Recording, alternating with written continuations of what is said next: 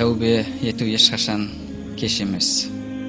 Егер біз осы істеріміздің қате екенін түсінсек, біз мен енді не істеймін деген ойға баратын болсақ, әлбетте Алла субхана тағала тәубе ету керек. Көптеген адамдар, мен таза емеспін, мен қалай мешітке барамын деген сөзді айтып жатады.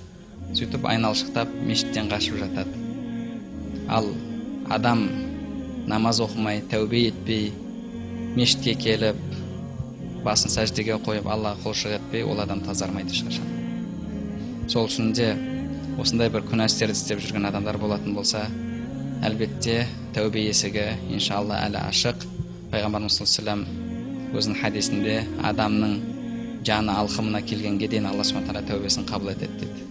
Сол үшін де иншалла сол осы уақытты пайдаланып, тәубе етіп, қателігімізді мойындап, иншалла ақиқатқа, исламға қайтып жатсақ, иншалла ол кеш емес. Сол үшін де ол мешіттен қашпай, керісінше мешітке келіп, жамағат намазына қатысып, Алла субхана тағаладан кешірім сұрап, тәубе етейік. Кейбір адамдар айтады, мен күнә істеп қойдым, қалай мешітке барамын дейді. Күнә істеп қойған адам керісінше мешітке келу керек. Бір адам, мен аурумын, қалай ауруханаға барамын деген сияқты сөзді. Бір адам, мен бірінші тазалануым керек намаз оқуым үшін дейді. Ал сіз денеңіз кір болса, ваннада суды ашып қойып, мен бұл суға түсу үшін бірінші тазалануым керек дейтін болсаңыз, ол әлбетте ол ақылға сыйымсыз нәрсе.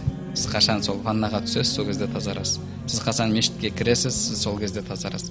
Сіз қашан Аллаға тәубе етіп, басыңыз сәждеге қоясыз, сол кезде иншалла ақиқат табасыз, сол кезде тазарасыз. Иншалла Алла субхана тағала сол кезде сізді әртүрлі өзінің жаратылысы болған әртүрлі жаратылыстардың жамандығынан да сақтайды, сізді еш нәрседе қыспайды, иншалла жолыңызда ашық болады, көкірегіңізде де Алла субхана тағала тыныштық ұялатады.